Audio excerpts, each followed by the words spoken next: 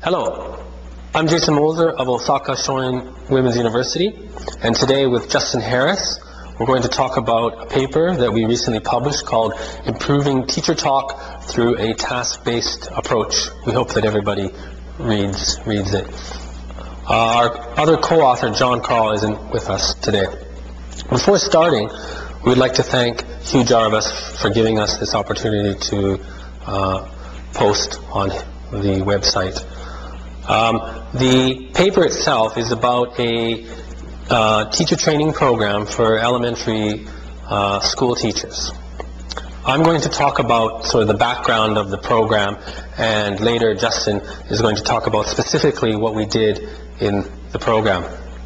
As people may know, in 2011, English became an official part of the elementary school curriculum in Japan.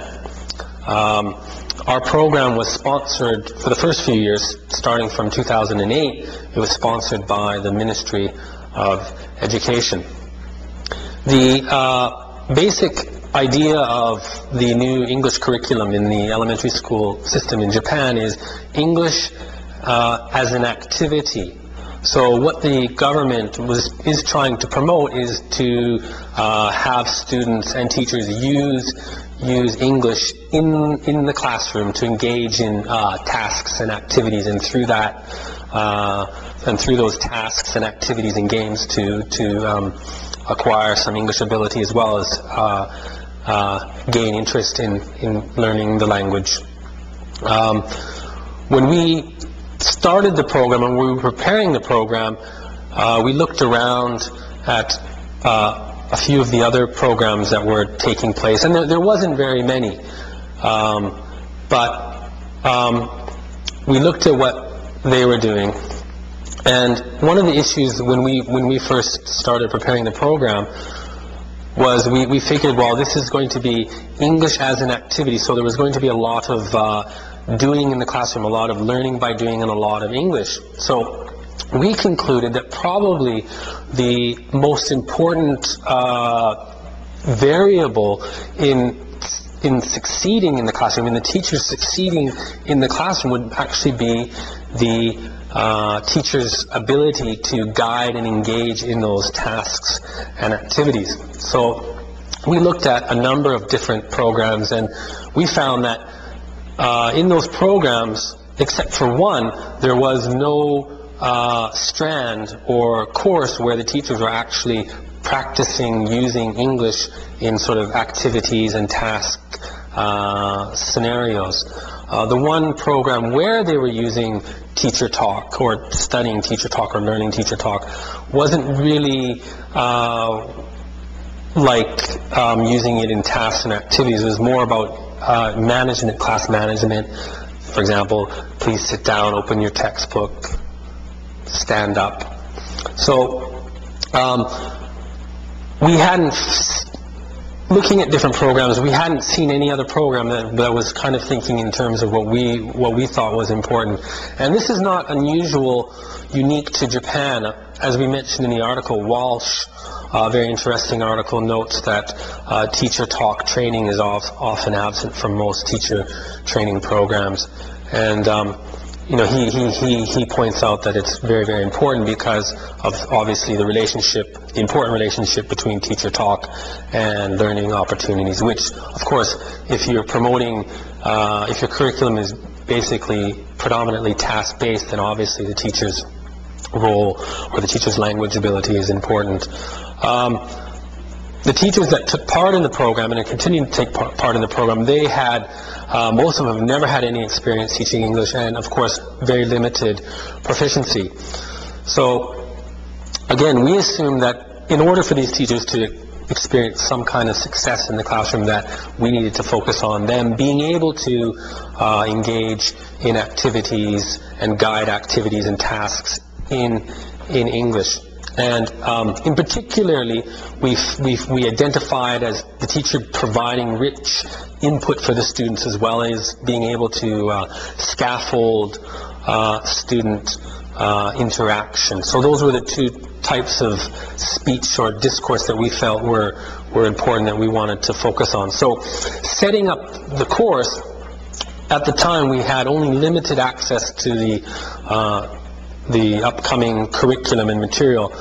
But what we did is we tried to identify games and activities and tasks that we knew the teachers would be using, and then we, through a task-based approach, set up a program where the teachers would actually engage in the classroom in those tasks and activity and develop awareness, as well as the opportunity to practice that type of the type of teacher talk that we deem necessary for success. Again, providing rich input, as well as being able to sort of interact and scaffold student production.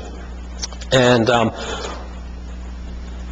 setting up the program, we think it's important to note that one of the sort of large influences in our design was this book by Mary Slattery and Jane Willis, which is still a tremendous resource for us, and we recommend any teacher who wants to do what we're doing to really reference this book and use this book. It's a fantastic book. Now, Justin now is going to talk about specifically what we did in our program.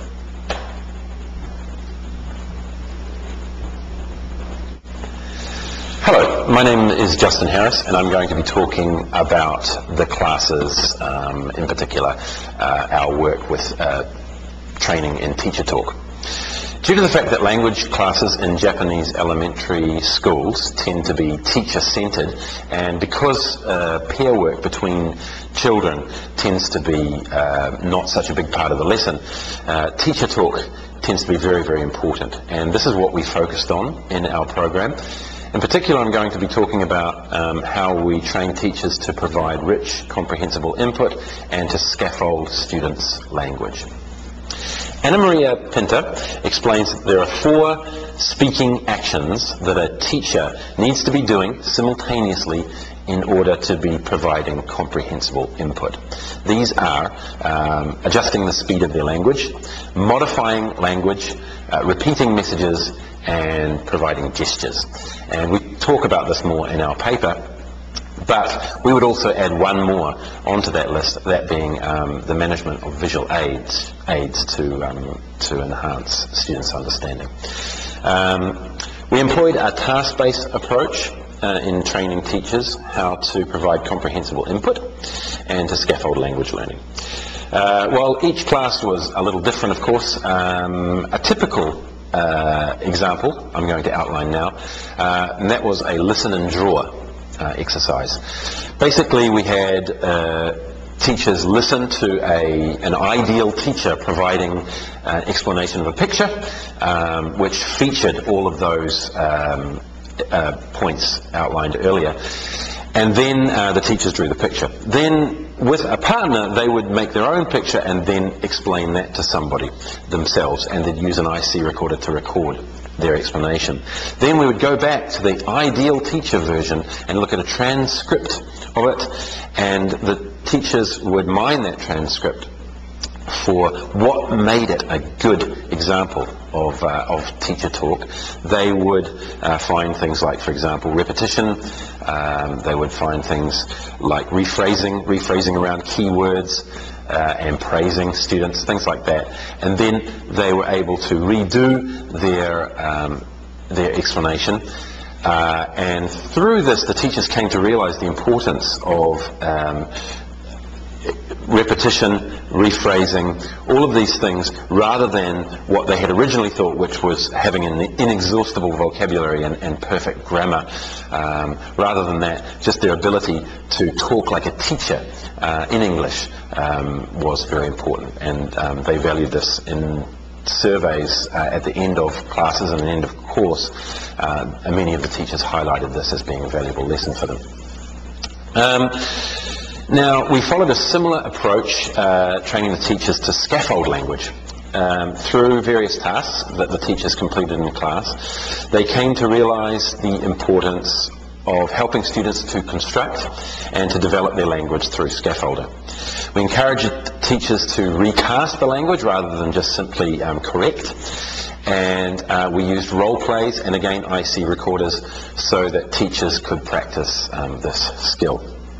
For example, in another class, we had students listen to a teacher who was talking to a class about their family.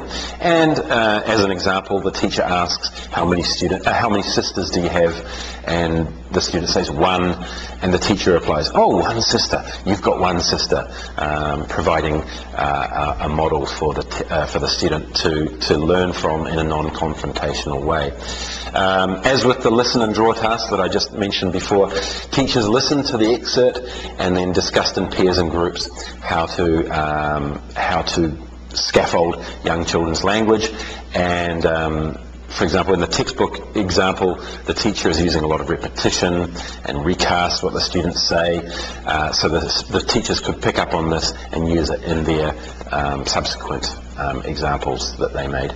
As the course progressed, we introduced freer interactive tasks for students, and we had teachers practice scaffolding in pairs, with one teacher playing a student and the other teacher playing a teacher, helping that student to do a self-introduction.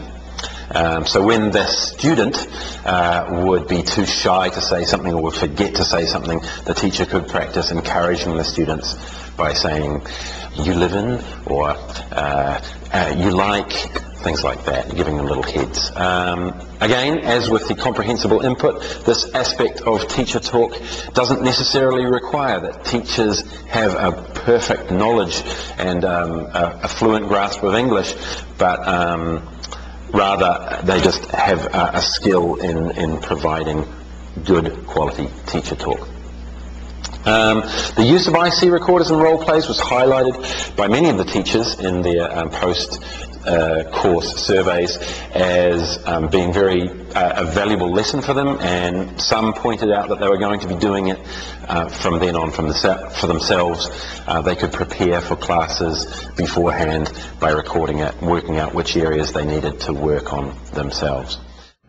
As the course progressed, and Egg or Not was released, we were able to integrate this into the course. So right now what we are doing is the same focus on teacher talk, but also focusing on activities and things that teachers can do with the book. So thank you very much for listening, and